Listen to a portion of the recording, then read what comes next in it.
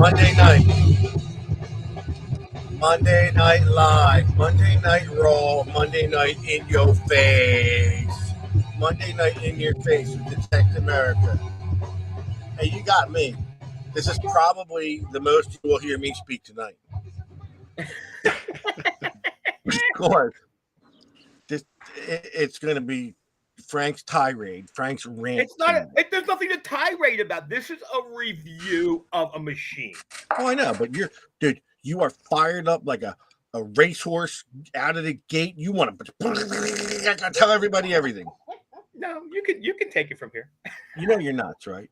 All right, so in the house tonight, my main man, the big cheese, Ron DeGhetto. That's you, Ron. With the new Gold Digger shirt on. And also the man with the fattest head on the earth, Frank Lopergola. A little bit of Bert tonight. Also coming to us all the way from the west coast of the United States of America, in Arizona, right? Yes, sir. Arizona. When did Arizona go down the coast? One of our, I don't know. Oh, you didn't hear? California fell off. The west side. The west side. He's got some kind of oceanfront property out there anyway. I know it. One of the greatest. California fell into the ocean. That's what we're waiting for. Beachfront property. One of our greatest members, Mr. Brandon Kowalski. Welcome, Brandon. Thank you. Thank you, guys. Thank you for it's great to have you. Looking forward to today. You know, I got to tell you one thing. It's some things I've noticed about Brandon Kowalski. And number one, the guy is a hard worker. Hell yeah. Got a successful business out there, but he's also a great dad. There's pictures of him with his kids. Just a good role model. Cheering. Is that Brandy cheering? Yeah, that's Brandy here. Look, there's my girl right there. I love it. Well, you never hear Celeste cheering for me when I'm doing this stuff. We hear her from time to time in the background. Yeah, I don't see Celeste cheering for nobody. But it was funny because we let Brandon in on the pre-show, and he goes, Frank, is that Celeste behind you with a paintbrush in her hand? And we were all like, what? Oh, now we get it, yeah. We get like that's a bad thing. Let me tell you what, she did a better job than I could ever hope to do. Hey, you lazy ass. Oh, that and the fact that she paints better than me. She's probably the one that put all those reptiles out around your house. This brain is dedicated to other things besides painting. So before we get started into the meat, because once we get into it, there's no getting out of it. Which is okay because I mean I'm looking forward to this too, and you know, let's face it, Frank Machine, Brandon Machine. I only have maybe a few questions. Ronnie sells the machine, but let's not forget FH9, folks, coming up. If you decide you want to go, let's jump on the ball. We got a couple weeks, and we're there. We're there. You know? I can't wait. I can't wait. Oh, I want to tell you something. My wife was out today, and she was talking about where we're going to be staying for FH9. And guy says, I'm really sorry, but I overheard your conversation. He goes, but that's a really cool place. She's been online looking at the pictures. It's like it's wild looking. The place is crazy looking. Yeah, and hopefully the cabins will be just as nice from what I heard. So, I thought we were sleeping in that cave. I thought that's where our rooms were. That's where you belong. Now, Brandon, why can't you come to FH9? It would be so cool. Oh, I would love to, but we have some stuff going on at work that just will not allow me to get away this time of year. It's a tough year. Yeah, I know. Yeah, I know you work hard. It'd be so cool for you to come. You'd have a ball. Me too. I told Ronnie I'm going to be building that. Oh, you got to go, don't you? You're going to be maybe there. Maybe next year it might be a reality for me, but this year it's going to be a little hard.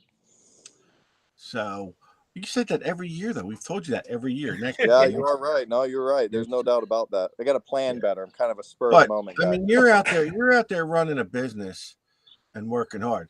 Now, so tell us about your detective. Dude, you go out nugget hunting. I do nugget hunting. Yeah, that's my primary. That's what I enjoy doing. What are you using now as your primary nugget shooter? I use a GPX 6000. You got the new 6000. How you like the 6000? I love it. It's lighter weight than the 7000. It's just as powerful. What were you and using before the 6? A 7. You had the 7. You had the GPZ. Yeah, So- I've had every one that Mind Labs ever released, and I try them for a short period of time. And so far, the 6 has just hit the nail on the head. It's perfect. Weight, Yeah. power. There's it's a lot awesome. of questions I want to ask. Where do you go to do this nugget hunting? The desert. Yeah. Yes. Good answer. No, I understand. Not like out your back door. No, So- yeah, it's for me, it's about an hour away is about the closest what we would call, like, I look for placer gold, right? So free load nugget gold. Right. That's what I'm looking for. And you know, I've lived in Arizona my whole life, so you know, just doing this for 30 years has put me into areas. But the most famous saying in a gold prospector's thing is go to where gold has been found, and that'll put you in the right spot. So I focused a lot of time on that. So how did you find out where gold was found? Well, a lot of it was research back before the internet was a big deal. Books. I read a lot of books and talked to a lot of what I'd consider the old timers, the guys that, you know, made a living off prospecting, the guys that lived Right. out in the boonies. I made friends with them when I was real young. Everybody thought I was crazy, and I just would pick their brains, and it took a while to trust them, but they wanted to help a little kid. You know, when I started, I was 8 years old. My grandpa would introduce me to these guys, and I wasn't afraid to talk to them, and they really liked that. So, you know, by the time I was 16, they were teaching me what You were What to in look with for. them already, man. That's cool. So Yeah. was this like something like with like Frank? You would sit on their lap and reach in their pockets for quarters and stuff, or was this something different? Whatever a it little takes bit, to a little loosen bit them up different, little yeah. bit. Get another quarter, and I'll tell you. Hey, you Brandon, I got a lollipop. You got to find it though. Yeah, So- hey, I enjoyed my suckers. Okay. Get in the car and we'll drive there. So okay, so let me ask you a question. So you find out about this spot, all right? Yeah. So you say, so then you got to go out in the desert and find it. I mean, it's not just like Yeah. Yeah. Backfeed. okay. So how would you go about finding these places? I mean, A lot of the guys would show me. They would take me after a while. They'd show me the ropes, take me into the desert, and actually show me what to look for, where to go, like key features like old riverbeds, old river gravels, and actually Okay. show me what to look for. Different And kind of that mineralization. was that in exchange if they got to take a couple pictures of you out there? I don't know. They may have taken some pictures without my knowledge, I possibly. mean, I'm don't just know, you know? wondering I'm just wondering how far you went for this information. That's all. I'm a successful gold hunter. What can I say? I don't know. You know? Yeah, so that might answer it. Yes, right. Listen, So, some secrets are just better left. Yeah. dude, what's the biggest nugget you ever found? I've got one that was about 1.25 ounces was the largest that I found. Wow. And then a prospecting buddy of mine found one that's just over 2 pounds solid gold. Wow. 2 pounds. Yeah, That's it's the not a size nugget. of my hand. That's a Would I loaf. happen to know that guy? You would. What did he find Did you that tell with? him you were on the show tonight? Did you tell him I don't know watch? if he. Yep, that's the one. That's the one. You Yeah, know well, that's what I'm exactly. saying. Did you tell him that you were on the show tonight? It would have been nice for him to come on and watch. Yeah, I actually did tell him I was with him this weekend. We found just over a 1/2 ounce of gold this weekend. Nice. And like maybe Nice. 30 nuggets. All right, so here's my next question. He's a tough guy, man. He's If I he- showed up at your door, animal. Yeah. would you take me out in the desert and How- not how show me? long until you call the come to police? Phoenix, I'll put you in a wash that's got gold, and I'll put you on a nugget. Do you know who Walter White is? I don't. Oh, you never saw Breaking Bad? Oh, I know Breaking Bad. Yeah, Yeah. yeah. You're not doing that, are you? You're not driving out in the desert making meth. We I may, mean, pass, you're- we may pass a motorhome or two out there. Yeah, I mean, you're a successful business. Yeah, have you ever seen anything really weird in the desert? Like, what goes on out there? Oh man, I tell everybody there's weird stuff in the desert. That is a fact. Yeah, yeah. That's why everyone carries a sidearm in the desert. Let's just put it that way. Yeah, I go, yeah. Because it's some freakness.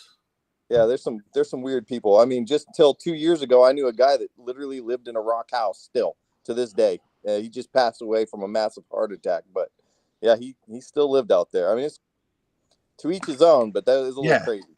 So how often do you go out in the desert? Once a week? I mean, you know. Gold prospecting, I would like to go once a week. That's what I shoot for. And then regular metal detecting, I do it almost every day. Well, what do you do when you prospect? What do you mean? Like what? I just grab my 6,000 and go hit a new area. Okay, so you use a metal detector. Yeah, All right, I yeah. got you. And like, whose property are you on, or is it just all public property, or what is it? I mean, Yeah, what's nice about us out here in the West is there's a lot of free open land. So any BLM land, free open land that doesn't have a mining claim on it, you're good to go. So and Arizona is huge, so I'm fortunate. There's a lot of open land out here. And how do you figure out whether you're on someone's land or not? They've got like programs, mapping programs you can go onto or go onto the state website and look to see.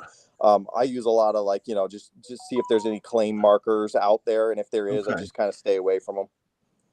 You ever been approached? Someone say you're on my property, or? Yeah, I had a guy take me to court a few. It was probably 15 years ago, but yeah, I had to go to court for it.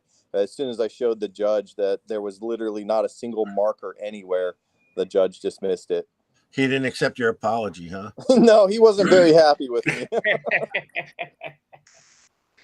All right. So the reason we're here tonight. There is a reason here. And I want to preface this because we months ago, Minelab announced that they were going to come out with a Manticore. They put a lot of hype behind it, a lot of advertisement, a lot of big words behind this machine.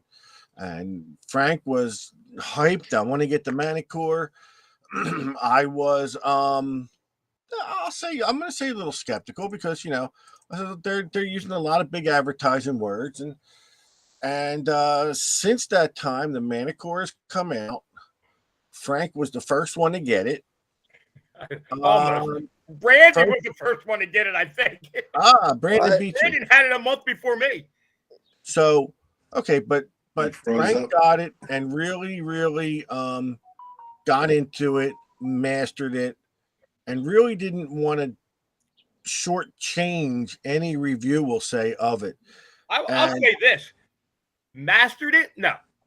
There's still plenty to learn. There's still plenty of programs to play with this thing. But the bottom line was I wanted to get like any metal detector. I kind of wanted to get around that 40-hour mark with it or until I started feeling comfortable with it. Right. And that's what I like about you. You didn't just come out of the gate saying this thing is the greatest thing in the world. No, because the first couple of weeks I had it, it was almost going to be a tree decoration. I kept telling Frank, don't wrap it around a tree, Frank. Don't wrap it around a tree. Right. So let's give Frank a few minutes remember, Frank, breathe. Okay, breathe, talk slow, clear, breathe. Don't get too nuts.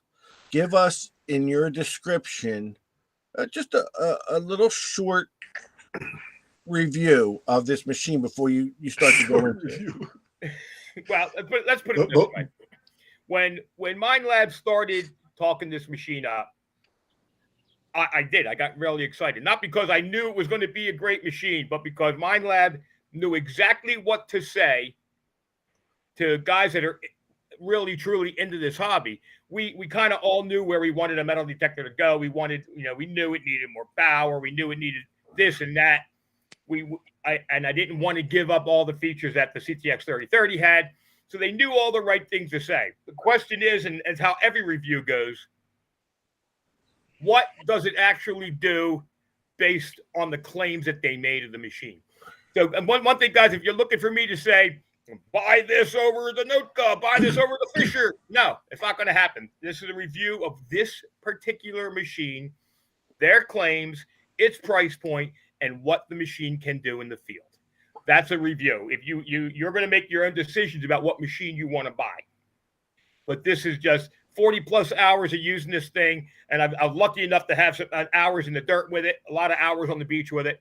And then Brandon, it was awesome because I bounced off of Brandon because Brandon's in a completely different world from where we dig out here. I mean, his terrain is completely different. And what he was doing.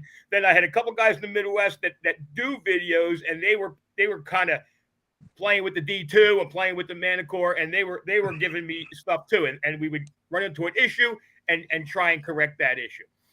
But just from the get-go, a couple things I want to preface this, because I have never had threats against me because I was going to review a metal detector.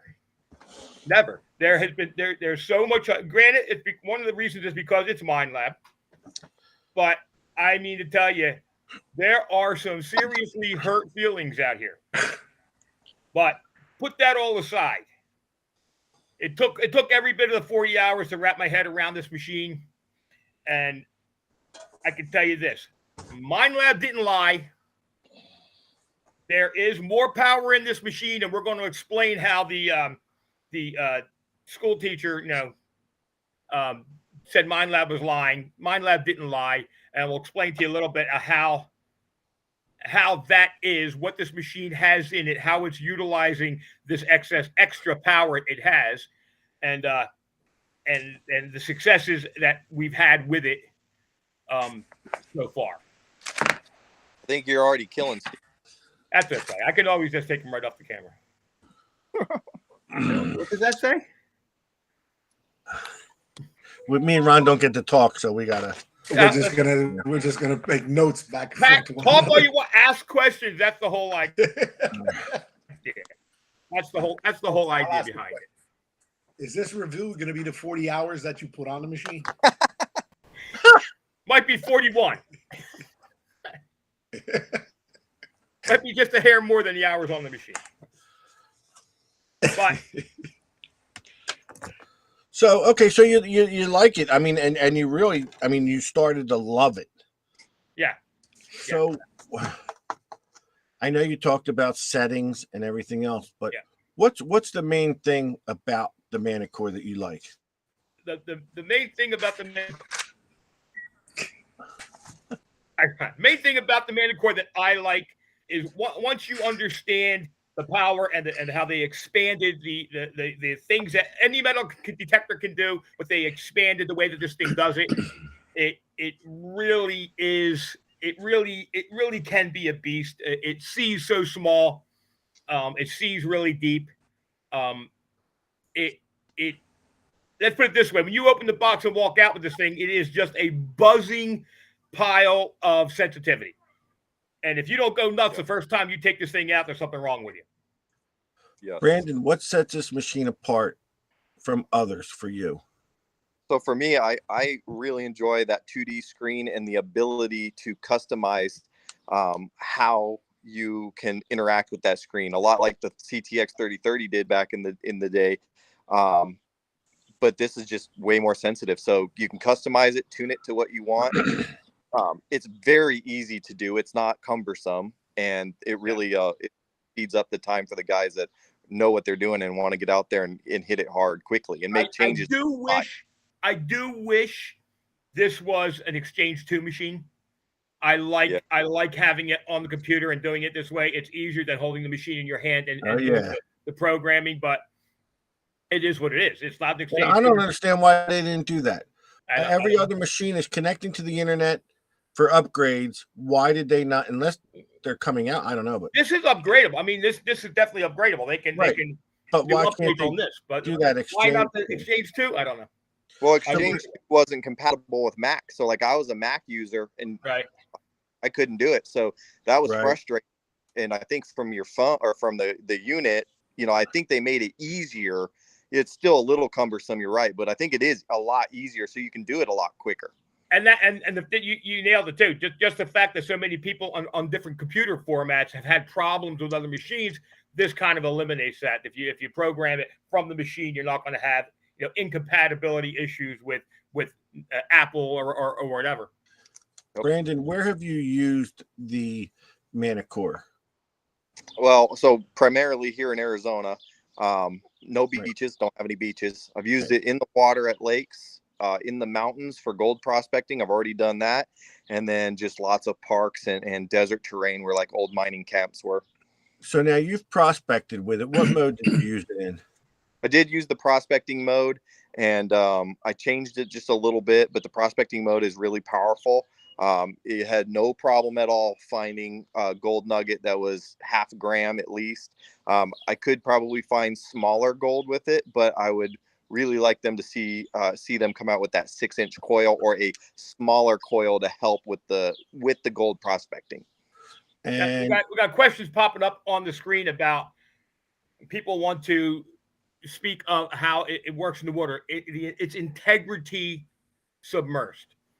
So, and I know everybody's heard the stories, and everybody's been popping on different chats and like, oh, there were issues with the NOx and all this other crap.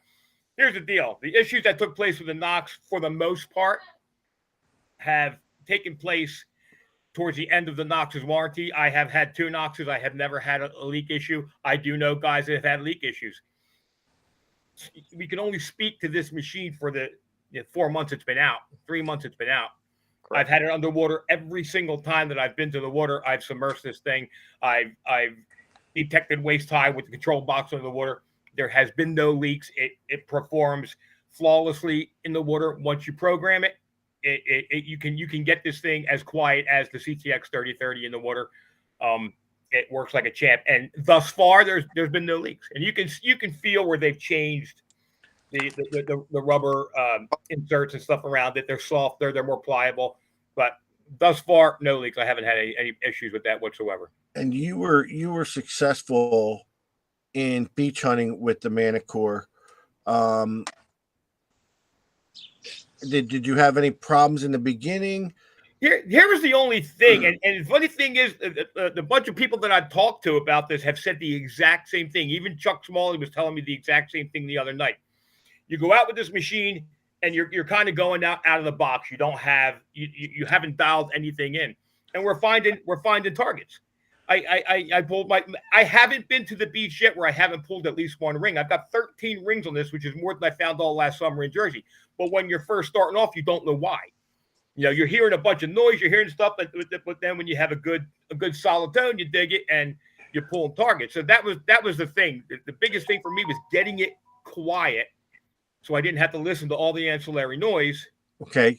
So what did you do to get it quiet? Explain that process. First and foremost, you have to write a program. And this is not a bash against Minelab, but if you use the factory programs, you're just simply going to lose your mind.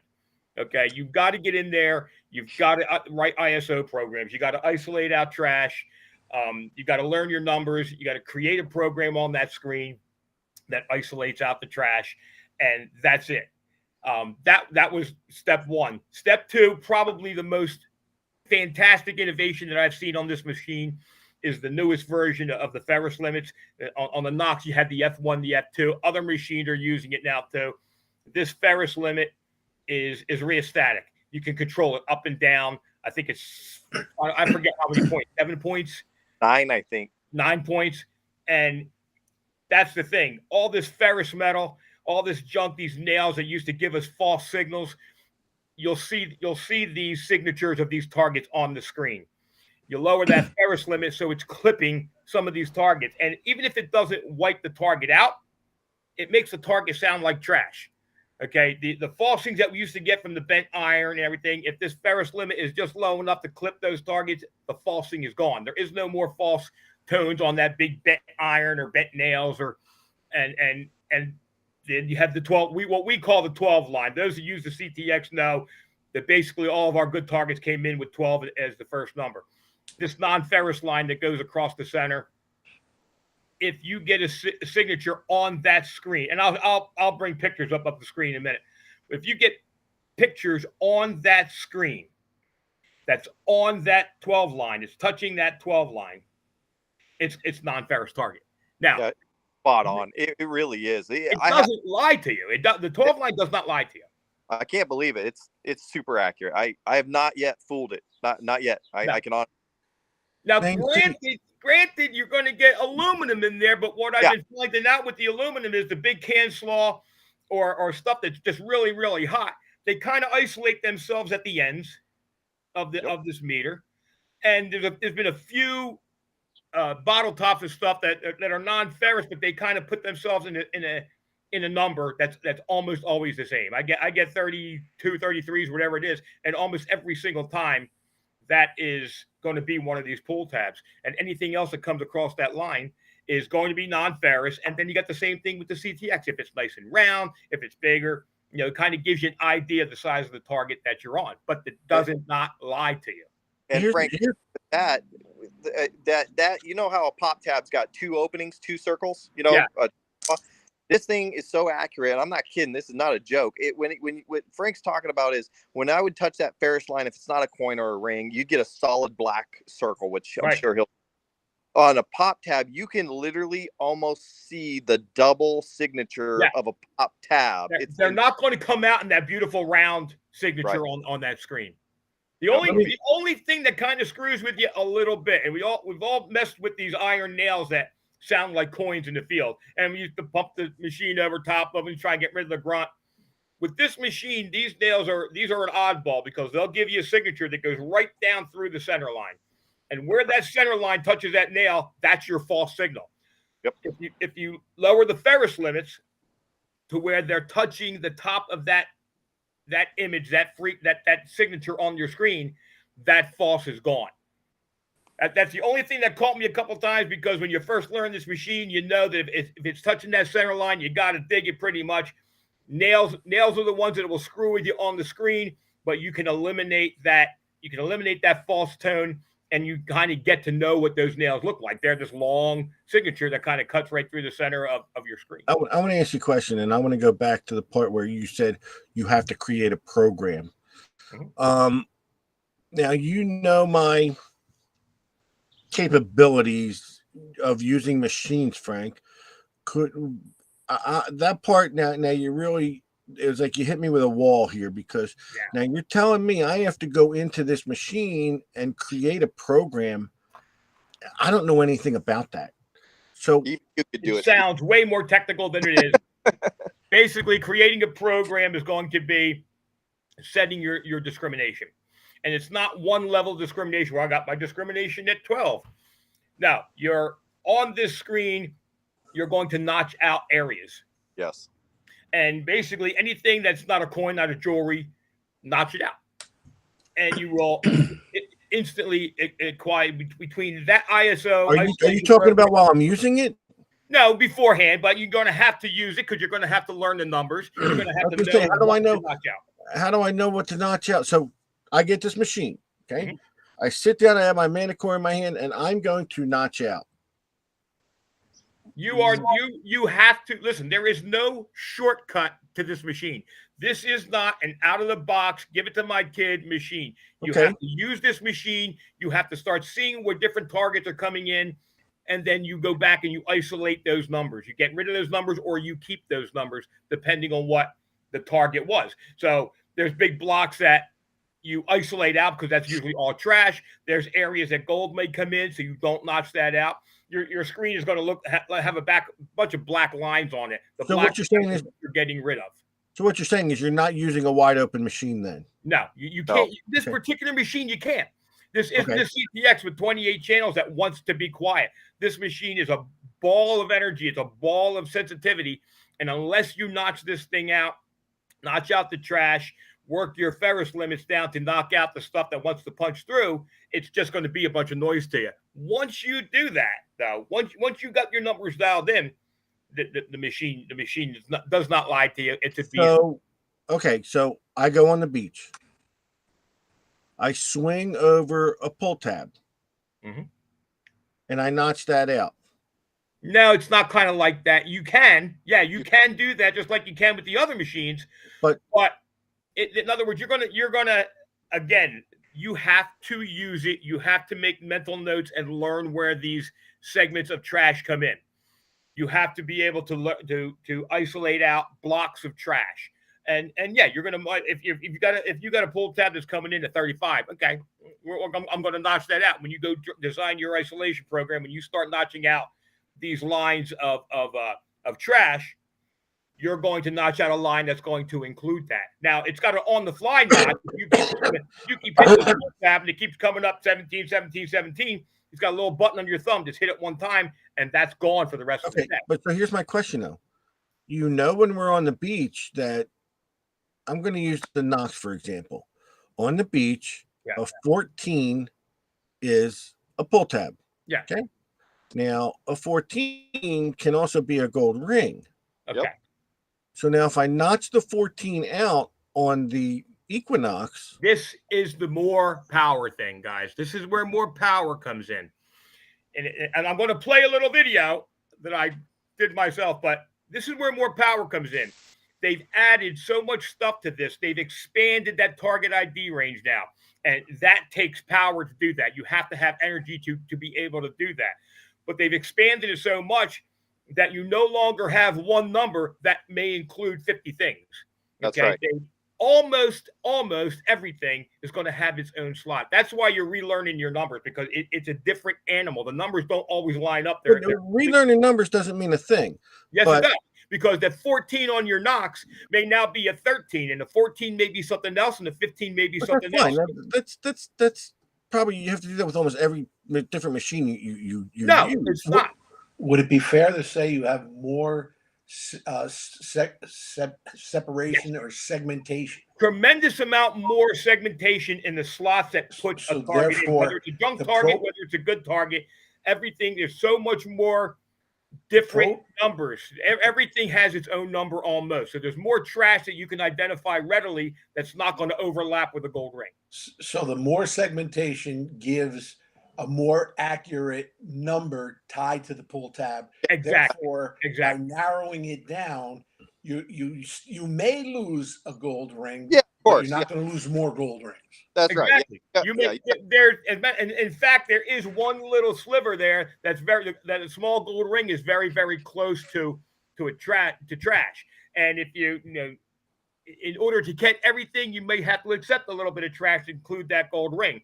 But most of your targets are going to come in their own little private little number. There's not a lot of commingling of targets. It's not. Listen, on the CTX 3030, we hit a 35, a 1235. We know that can be anything from a silver coin to a piece of can slaw to a million different things in that 1230, 1235 range. That's not the case here. That is, you're going to get, you may get a 17, an 18, a 19, a 20, and everyone's going to be something else. And these are the things you have to learn. You have to relearn your numbers. But once you do, you can isolate them out, or you can identify them easier and just not dig them. Do you have any pictures of the unit, the module? Yeah, hold on. I have to upload that. Hold on. You start putting some pictures. I can't upload everything at one time because I know we spare no expense with this thing. But start showing us some pictures and the screen and what some things mean on it. All right, so I'm going to show you a picture. First thing I'm going to show you a picture of is, well, here's the screen itself. Somewhere. Steve, I tell people with the Manticore, it's a strategic machine. You can open it up and dig everything you want under the sun, and it'll hit everything. Or you go out looking for something specific and really dial in what you want, and that's what I think is a huge benefit of this machine. This is your screen, and this is going to go. We're going to play the little power video because I need people to understand what separates this from the right. But first off, describe the module. What we're looking at here. This is just a faceplate, guys. This is everything that's on it. Its overall design is very similar to how the Knox is designed. There's the bottom section, which I have a close up. I'll show you. This bottom section with the gray lines, that's your 2D screen. That black line along the center is your non-ferrous line. We call it the 12 line, where stuff used to come in on the CTX 3030. The very top gray line that goes east and west on this thing, that's your ferrous limits. So that's where you would lower and raise it to allow more stuff to come into your field of view, or lower it down on the screen to eliminate iron targets. Anything that comes up above this line is most likely got ferrous content to it, and below the line is the generic trash that we eliminate regularly. So the gray area is what's notched out, and the gray areas that go up and down, or the boxy ones at the bottom, that's what's notched out. And the white boxes in the middle They're open. They're open. Right. Anything that comes in that range that you're going to hear. Right. The gray line Okay. at the top is basically like your F1, F2 on the Equinox, but it's Right. so much more better. You have much more control over it. It'll eliminate more targets, or at least make those targets sound like crap, so And you don't hit them. That's your 2D screen. That's your 2D screen. Okay, almost like the screen on the CTX in a way, but just It's very similar to the screen on the CTX. I like what this screen does a little bit more. You have more control of what you're eliminating with this machine than the CTX. But again, it's you can't do it on the computer. You have to set this up right on the screen itself. I see a horseshoe button. That's just like a Knox. That's your iron elimination, your iron preset. Okay. So also, I guess the number 20 on the bottom left is your sensitivity. Yes. Now the thing about this, guys, you got to remember about the sensitivity. This sensitivity goes up to 35, and trust me when I tell you, they didn't just change the numbers. Okay, I have not been able to run it that high. There's been no place that I've been able to run it that high. It's extreme sensitivity. Your ground has to be extremely neutral to run it above 30. As a matter of fact, when you get above, what is it, Brandon? 25, it turns red. Something like that. Let red, you know you're getting into that extreme sensitivity.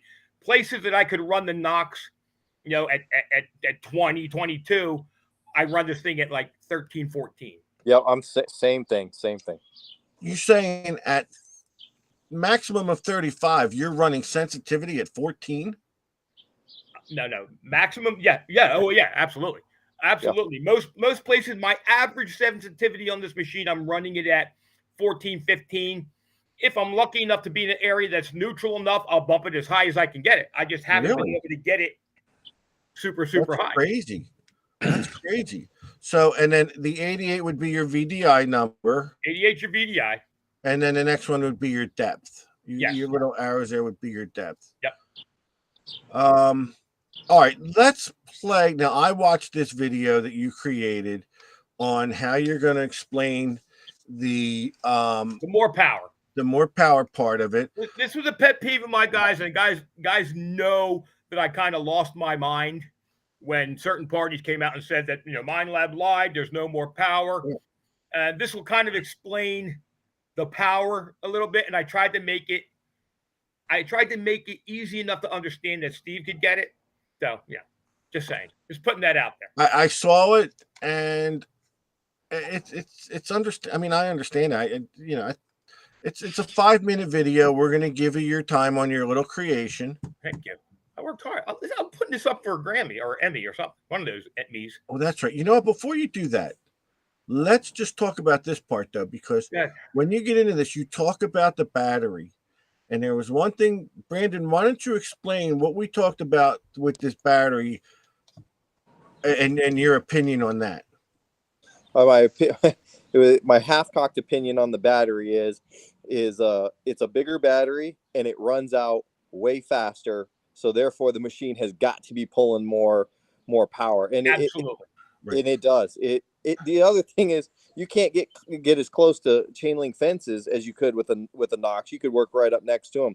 This thing sounds off unless you really dumb down your sensitivity. Yeah, and that's the thing. So even those rare occasions with like the CTX or the Knox that you'd accidentally swing it under your fines pouch and it may give a chirp. You'll find yourself digging for a target if you're wear your fines pouch on your back. And the reason I wanted Brandon to explain that was because you'll see in the video, one of the things Brandon is saying is that the battery drains quicker, which means it's sending its power, as you'll see Frank's video, in all different directions. So, and the way Frank does explain things is that power goes in different directions. So, and it'll compensate. Like one thing will compensate for the other, and you lose power in your different sections. And this is to try and explain. These guys are out there saying, "Oh, the machine has 1 watt. There's no more power." I'm going to talk about the 1 watt too, guys. But what the total misconception about that. But what the Manicore has done, it does not pull power from, it doesn't rob Peter to pay Paul. It doesn't pull power from one resource to feed the other. It gives each resource maximum power at all times. If you add a resource, it doesn't take power from any of the others. Right. It just goes. So go ahead and play that video, and I'll be taking a nap. As easily as I can, what I believe was the absolute number one thing that changed the game for Minelab metal detectors when it comes to the Manicore.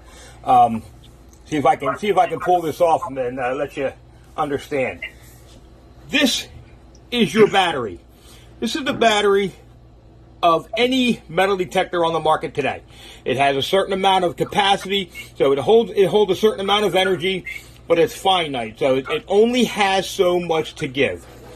These are, let's call these different actions that your metal detector has available to it. Let's call this pinpoint. Let's call this discrimination. Let's call this sensitivity. When you turn that metal detector on, all of these functions have to operate, and they have to operate all on the power that your battery has to offer. So we're going to pour a little bit of power in the pinpoint, a little bit of power in your sensitivity, a little bit of power in your discrimination. Now, we've used up everything that the battery has to offer, but in the circuit, that same amount of energy still exists. Everything's operating, the circuit is complete, there's still amount of the battery is full charge, but the battery has given out all that it can give out. So, but the machine's operating. So let's say it's nighttime now, and you want to turn on that little flashlight feature. You want to turn on that vibration mode feature. Well, guess what? Those are new tasks that we've had to add another mode to. So now we have another mode. This stuff needs more energy. Where's it going to get the energy from? It can't get it from the battery. The battery is maxed out. It's working fine. It's providing energy to all the features that we want to use. However, we have a new feature now. We need more energy to operate more peripherals. It can't take it from the battery. Where does it take it from? Well, it steals a little bit from your pinpoint. It steals a little bit from your sensitivity. It steals a little bit from whatever this was, I forget. Now, everything is operating. Everything's operating. The problem is, everything's operating with a little less power. So what does that mean? Well, what that can mean is, you may not get as bright a backlight. You may not get as vibrant a vibration handle. More importantly, you may get that swing one way over target and you get a loud beep, come back over it and it's gone. You may pinpoint over that target and you get that first sweep and it's nice and loud, and then when you come back it fades away. Because they don't have the perfect amount of power that they need to operate, they're not operating at full efficiency. Now, let's say you walk into a field that's full of iron, and you're up in that discrimination, and it's screaming every 10 seconds you're getting a chunk of iron, and it's falsing, and you need to add components. You need to up the iron reject. You need to add more things to the screen, the mode that you're operating on now. Well, that's new tasks, guys. So we add another one. Well, we have no power left in the battery to give, so it steals it from any place else it can. Again, we take a little bit from here. We take a little bit from here. We take a little bit from here. Oh, wait a minute. My pinpoint needs more, so we're going to steal some from my pinpoint over here. Now, we've got all the functions operating, but they're not operating at peak performance because they don't have enough power. There's not enough capacity in this battery to feed everything. And on a modern-day metal detector, we can add probably 10 more of these glasses. So how do we fix the problem? How do we adjust for the problem? A bigger battery. A battery with more capacity. So now not only do you have the energy that we used up originally, but now we've got a reserve. And now we can give everything exactly what it needs to operate nominally. Now, plenty of reserve, plenty of juice, so everything can operate. It doesn't have to steal energy from each other. And look at this. We've even got more. So now you're not going to have a dip off in that power, which may affect your processor. You're not going to have a dip off in power where it could affect the target ID. Everything is at full capacity, and it will operate to peak efficiency, providing how good it is to begin with. But if it's really good components, it's going to operate at peak efficiency. That's what Minelab did. You want to know what 50% more power was? There's 50% more power. It's not launching mega wattage into the ground. It's making everything you've got work better than it did before.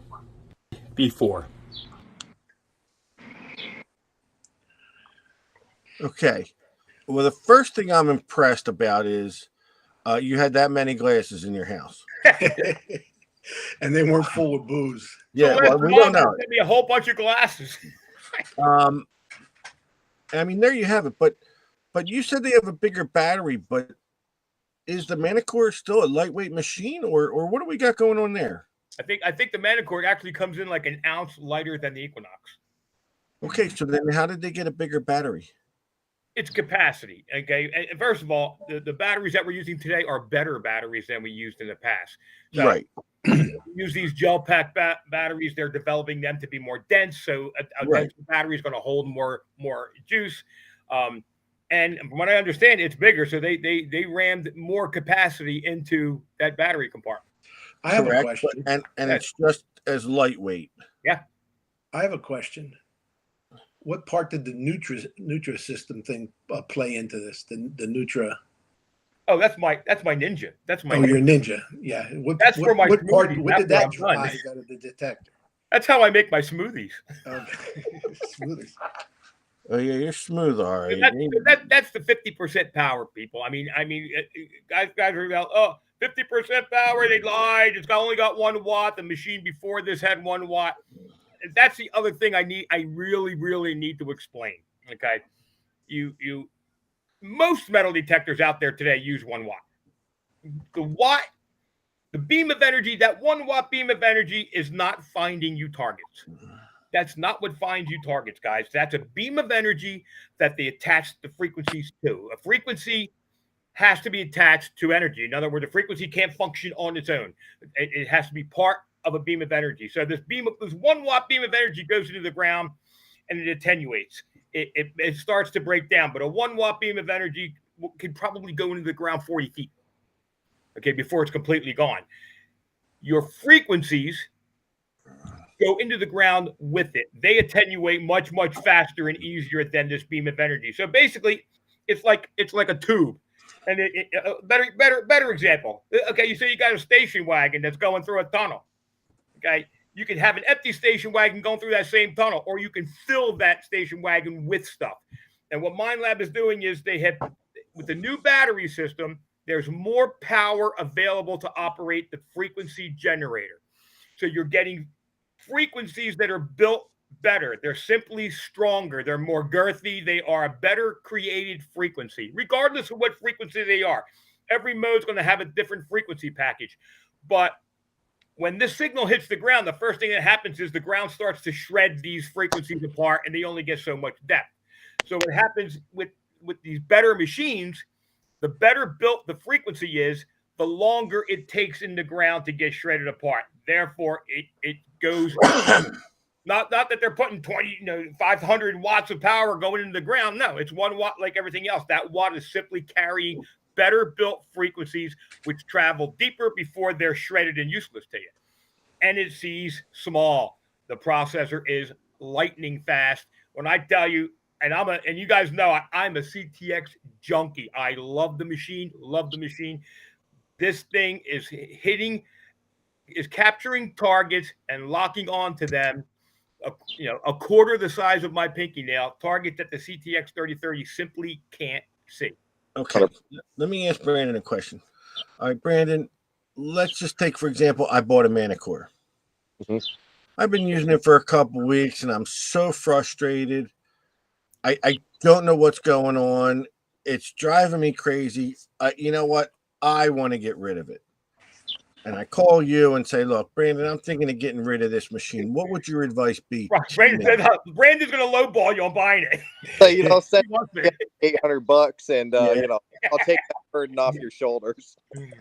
I'll give you some flakes of gold I found in the desert. Give me that bad boy. Steve, I think I'd tell you what I tell everybody at first. I tell everybody to hunt with their brand new machine wide open, no, or factory settings for at least 15, 20 hours in field. And I said, and to Frank's point, I believe that starts to get people to learn their numbers. That's it. Then once they start to learn their numbers, I tell them what's bothering you about the machine, and maybe they say it's the aluminum or whatever, you know. I'd say, okay, well then start notching out those numbers. But the other thing I'd ask them is what do they want to find? If you want this to be a ring machine, I would help tailor that machine to be a ring machine for Brandon, you. would you say this is not a one program machine? You Absolutely need to have multiple programs. Yeah. So You can save them, but you need more than one program.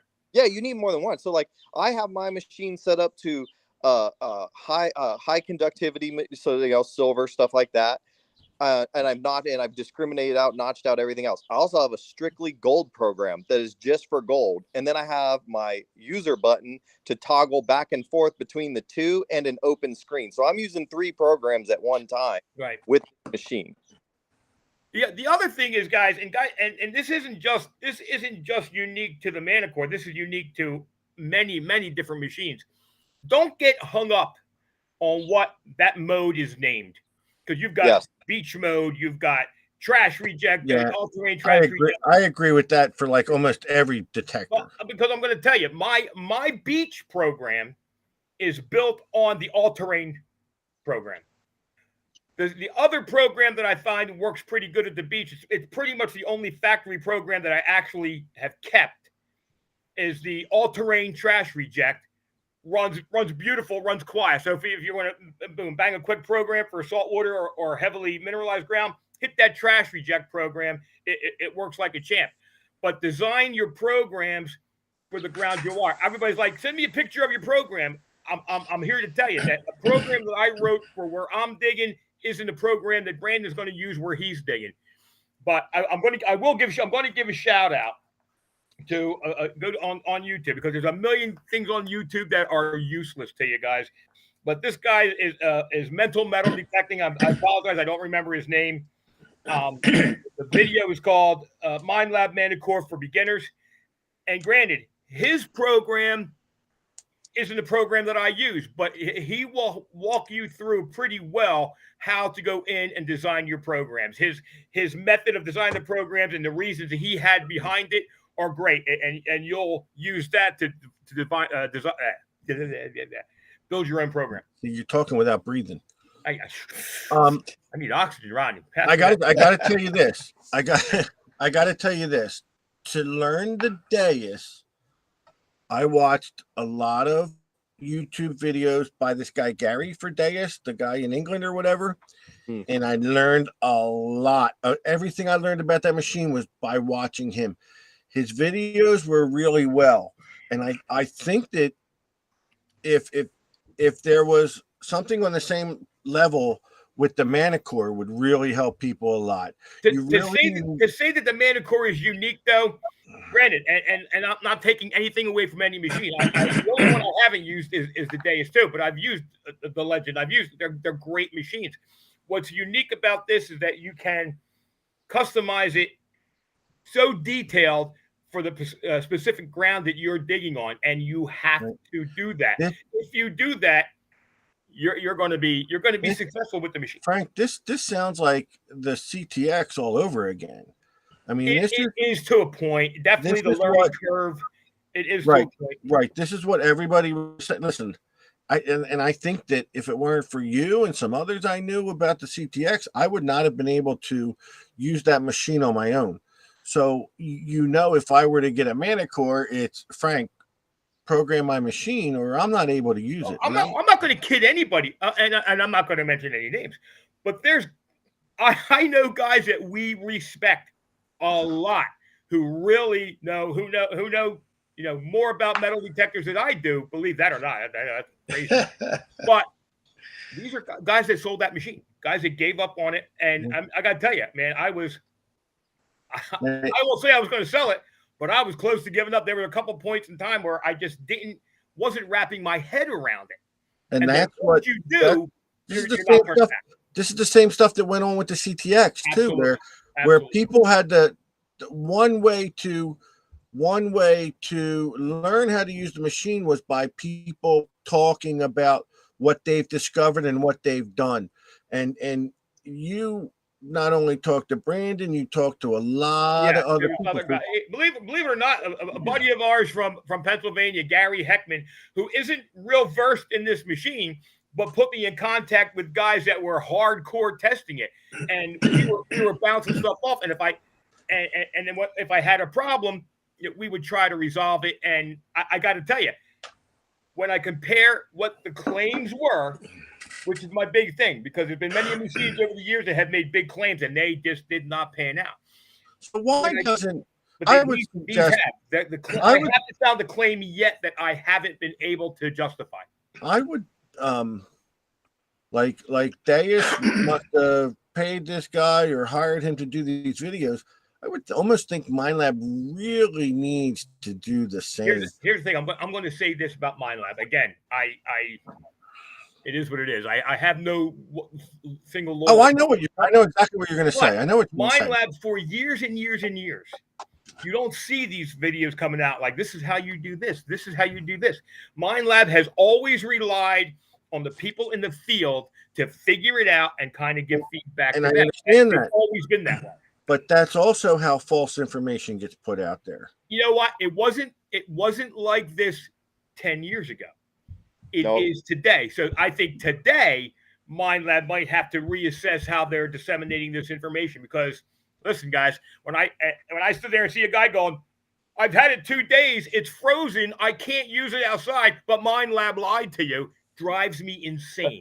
Here's Minelab's problem. They spend money on programmers, not on marketing people. Exactly. I mean, it got to be, there has to be a better way of getting some information out to the people who are getting frustrated. That being said, this is not an out of the box machine. This is not, the 440 to 540 where you can take out and works great. It works great. This is a different animal. And if you take the time to learn it and dial it in, this thing is it's easily rivaling my CTX by a long shot. It really truly is. Just the tiny stuff I know it can find. And one of the things that the engineer had said in his videos, which was getting a lot of hype, was that you're going to get more depth out of it. If you're swinging on the beach, guys, and I've seen guys on the beach going, "Oh, I'm not finding any deep targets." Yeah, well, they may not be there. Right. This thing excels in trash. This thing sees deeper in trash because it is such a fast processor. It separates through the trash better than my Nox ever did. Yep. And the Nox is awesome in the trash. So real quick question. Ron. Yes. What type of, are you getting any calls from people that, so someone buys the Manticore? Has anyone called you and said, this thing's driving me crazy, I love this thing? Are you getting any feedback at all? Surprisingly not. I would have expected people to call me and say, I hate this machine, this or that, the other thing. Whether they're using the factory preset programs, whether they just gave up on the machine, nobody has given me feedback on the machine. There's one guy in New York, he loves the machine, and he's always posting. He finds a lot of silver. Older silver, 1800 stuff at places he's hunted before. But again, it's like you said, you got to wrap your head around the machine, because you're nothing like you're used to. And that's the thing. The newcomers coming out today don't have that point of reference that we had when the CTX first came out. Right. They don't sitting there banging our heads trying to figure this out. It's definitely not a beginner. That wouldn't be my first choice. I know Minelab loves to advertise turn and go, and you can turn it and go, and your head will explode. But if you take the time and reach out to the guys that are doing good videos, I want to touch base with Brandon and maybe do a walkthrough video. But there are a couple good videos out there. Don't look to these videos and the guys that go, oh, look, I found 25 gold coins. Look to the guys that are talking about how to set up the machine. Yeah. You need to learn how to set it up, learn your numbers, and set it up for your area. And you will listen. There's no doubt about it. I mean, I don't like to come up here and blow smoke and say, oh my God, it's the best thing since buttered bread. This is the machine that is all likelihood could replace my CTX 3030. I was just going to ask that. I mean, and you had said in the beginning, will I kick it to the curb? No, because but you had said in the beginning lowers my blood pressure. You had said in the beginning it would take something huge to have you shelf the CTX. Yep. Yeah, and it's simply like I said, I dug all last year on the beach, and I pulled 6-7 rings, maybe 1 or 2 little pieces of gold. I've got 13 rings to date. I've got a half a dozen times on the beach. I've got 1 gold ring, a couple of tiny gold pieces. The machine is what it's producing. If nothing else, that alone speaks for itself. It's simply producing more. And these are not in-season beaches, guys. We're in Florida. So when we don't swim in 50-degree weather up there, we don't swim in 75-degree weather down here. These people don't swim if the water's not 80 degrees. So these beaches aren't packed with people. Right. They're not packed with targets. I'm pulling 75 cents in clad, but I got 13 rings. Let's do this real quick. First off, I'm going to say, Don Wendt, you're getting thrown out of Detective immediately. I'm reading the stuff he's posting, and this guy, tonight you're done. The last night, you're done. All right, so let's do this. I want to go from Brandon to Frank. I'm going to give a topic, okay? In your overall opinion. Is my topic 3 and 9? I'm just asking. I'd like to do 1 through 10, but if you want to go 3 through 9, Frank, I just want to think of a topic and throw it out there and see what you guys think of this. So I'll start with Brandon, and I'll go.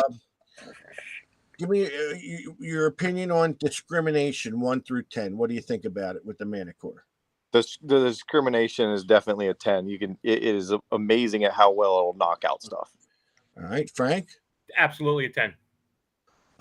Overall, I'm going to go say swingability, which would go with ergonomics, the weight, everything about the swing of the machine. What do you feel about that? Me personally, I know everybody will be different. For me, it's a 10. I think they nailed the ergonomics. Way different feel in my hands than the 3030 or even the Equinox. Very comfortable, and it actually makes it feel lighter, in my opinion. Okay, Frank? Yeah, I mean, it is. It's if you're a CTX user, this is a big adjustment because it's so light, and you find yourself going like this. But overall ergonomics, it's very well balanced. It swings really nice. If you're swinging a heavy machine, you have to learn to slow it down. Okay, Brandon, what about the headphones they supply? I would give those. I think there's definitely room for improvement. They're no Aquatex. I would say that the headphones would be a 7 or 8. They're very nice. They are comfortable. They're a little bulky. Are they wireless? Wireless? They are. They have the wireless option. I only use wired headphones, but they are wireless. They come with a tether. Yeah. They come with a wire? They come with a tether. They're wireless headphones, but they have a tether you can plug into it if you want. Correct. Just like the Equinox. I got you. Okay. So, Frank, what do you think? And the headphones that they supply, not those. I get it. Aquatex. Let's understand that I build Aquatex. I haven't even charged the headphones. You never used them. Okay. Listen, I'm not. I wouldn't use a machine without putting Aquatex on it anyway because I just like. They're really pretty. They're really pretty. They actually feel nice. I had them on my head, but I haven't even powered them up. I like to put the worst things on there. Okay, so Brandon, give me your opinion on the coil. I think they did an amazing job with the coil. They reinforced it for sure. The pinpointing spots on it's spot on. So where that little, I think it's the 11 symbol that is my hot spot. Every time that object will be underneath that spot. Big change from when the CTX 3030 came out, butterfly coils were kind of just coming into their own, and I've gone through 10 different coils, and CTX 3030 can have a tendency to have a bias spot, not centered on your pinpoint. Right. This machine is just like Brandon said, that 11, that's your pinpoint. It's dead on. Brandon 1 through 10 depth. Oh man, for me, I always think there's room for improvement. As far as a VLF machine is concerned, I got to give it a solid 9. When you crank it up in the right soil conditions, I don't know a VLF yet that will beat it. Maybe there is, but I think it's fantastic. Okay, Frank. So I'm going to give it a 9, and the only reason I'm going to give it a 9 is because I got a coin with the CTX at 23 inches. My deepest coin with this right now is over 18. Okay. We already talked about the sensitivity. I know you guys said the sensitivity. I can't believe if it goes up to 35, you're only using it at 14. That's crazy. Normal circumstances, you will not get this thing over 25. If it's God bless you, if your ground is neutral enough that you can go for it, you want as much sensitivity. But you still feel you're getting a depth out of it. So I'm getting tons of depth out of it. What does it matter? Okay, let's go with the overall screen of the module. How do you feel about the screen, Brandon? The size, the clarity of the screen, the numbers. What do you got there? I'm gonna give that one an 8. I like the layout. I like the screen. I do notice in very bright conditions. I kind of wish I had an option to like be able to tilt that screen a little bit. It does suffer from sun glare. I'm going to go one worse. I'm going to go 7 on it simply because you pack this much into this machine. I miss the CTX size screen. I want that little bit wider detail, a little bit wider screen, put more detail that I can see easier. And yeah, the sun glare is the same as most of the detectors. It suffers from the reflection of the sun. Okay. I just want to do this as kind of keep it towards a basic type question, but the maneuverability through the functions, through the screens. A lot of people said that the Deus 2 was a little hard to maneuver through the functions of the screen. Brandon, what's your gauge and your opinion on maneuvering through the screens? So I'm gonna give that an 8. I have used a lot of machines over the years, and this one to me feels more like an iPhone. It's very intuitive in my mind. When you first learn it, it's difficult. It's not the easiest in the world, but once you are like, oh, okay, this is what they're trying to show you. It's very quick. Like I said, I toggle between 3 programs and mess with them as I'm going, so it's very easy. Frank, the cool thing about this screen is that when Brandon says intuitive, they'll give you descriptions of what these things do, what these different buttons do, what these different modes can do. Again, I'll give it an 8 because I'm used to. I love having that room on that screen that the CTX has. I love not having everything so close. It's good. It's overall. I mean, listen, it's the way of the future. I'm going to have to get used to a little bit smaller screen than the CTX was, but I mean, it's not super difficult. Once you learn it, you'll get to the point where you'll do it blindfolded. And all right, let's go with pretty basic but general. We talked that we wished that it could connect to the exchange program. Yeah. But so that's one thing. Anything else about program, the way they program this, the computer programming of this, Brandon? What's your opinion on that? Can it be better, worse? What do you got? So I agree with Frank's initial statement. If it would connect to a Mac and you had the ability for maybe more advanced users to be able to get in there and like really dial down certain things, I would like to see that. But as far as program writing in the machine, I don't think it's that bad. People are used to iPhones and used to this finger technology, right there at your fingertips. I think once you figure it out, it's pretty easy to do. I can't read that, Ron. Dave, what questions do you want them to ask me? When they say it's Ron. Well, see, the problem is Ronnie hasn't used the machine, and that's why. Just to interject, if I had to put out a couple negatives on this machine, the only real negative I have, and Brandon likes it, I'm not a fan of the lower shaft. The biggest mistake I think Minelab made was not keying that third shaft. I mean, it's awesome. It collapses up to nothing. You should have no problem carrying the machine on a plane or whatever. But without a keyed lower shaft, when you go to extend it, I almost pull the shaft out of the bottom every time I try to extend it. I don't like that. I want that red line, don't you? Yeah, absolutely. The red line just doesn't cut it for me because I go. But here's an important question for Brandon. Now that you've had the machine and you see the build, you probably feel it's a very durable machine. What do you think is going to happen when Frank accidentally runs his over? Yeah, it's gonna be gone. Because I mean, Frank is bound to run all or part of it over. or leave it on the back of my truck as I drive away. Now, Ronnie, how long of a warranty is on this machine? There's a 3-year on everything. I think the battery may be 1 year. The 1 year? battery is Okay. outsourced. They don't make the battery. Okay. Well, then to answer your question, Steve, I'd like to see a longer battery warranty. Yeah. Yeah, When they give a 1 year battery warranty, kind of makes me think I'll be shopping for a battery in a year. yeah, but that's true with even the Equinox. They only have a 1 year battery warranty. Why do you think the batteries are lacking? Is that really a genuine opinion, Brandon? Well, so in Arizona, I do not have the luxury of taking my metal detector in and out of the building. So in the summertime, my car might be 140 degrees. That destroys batteries, and I like to detect every day. So is that the battery warranty's fault? Not really, but you know, I'm in the construction trade, and let me tell you, there's some incredible battery technology out there. I would like to see a premium battery in these things. You know, You don't think they use the best type of battery? I don't know. I know it uses a lot of power, Steve, but it does drain quickly. And I do backpack hunting, so I'll put my detector in my backpack and go out for 2 or 3 days.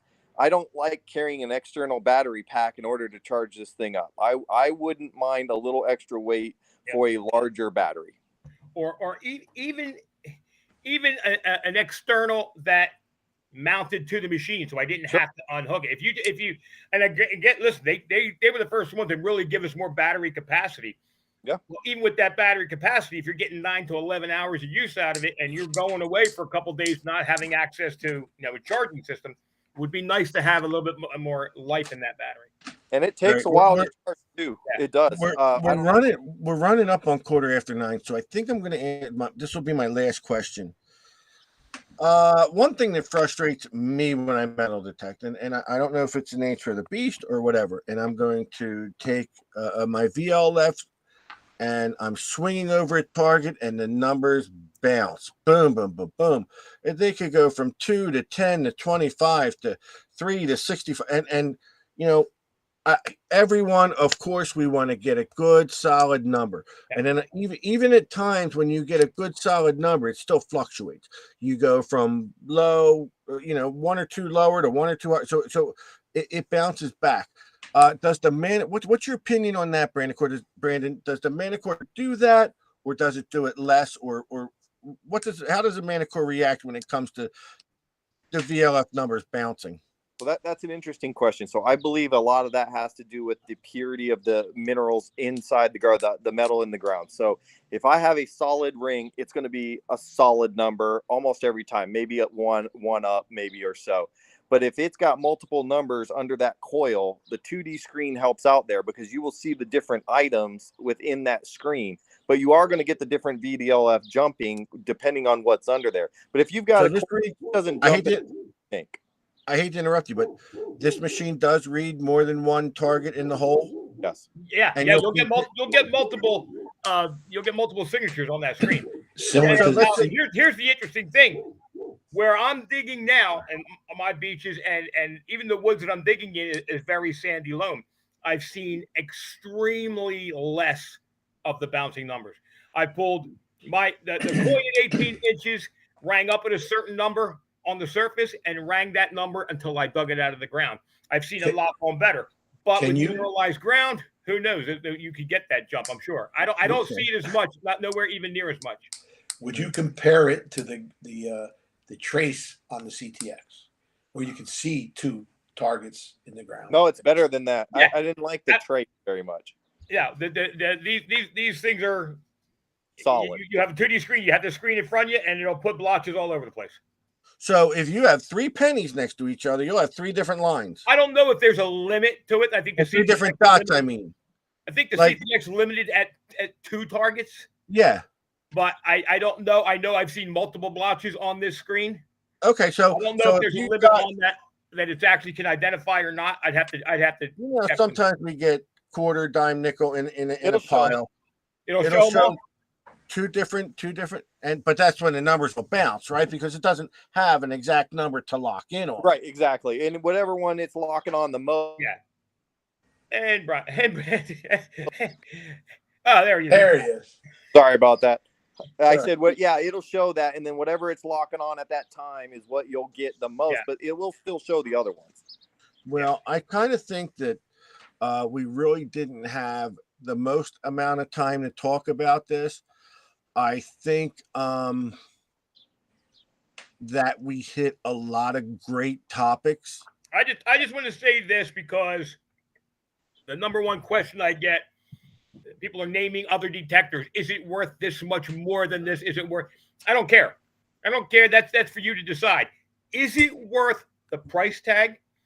Knowing what I know and what I paid for the CTX 3030, 6 of them. Yeah, as far as I'm concerned, it's worth the price tag. That's I the have other no thing. doubt in my mind I will pay for this machine with fines.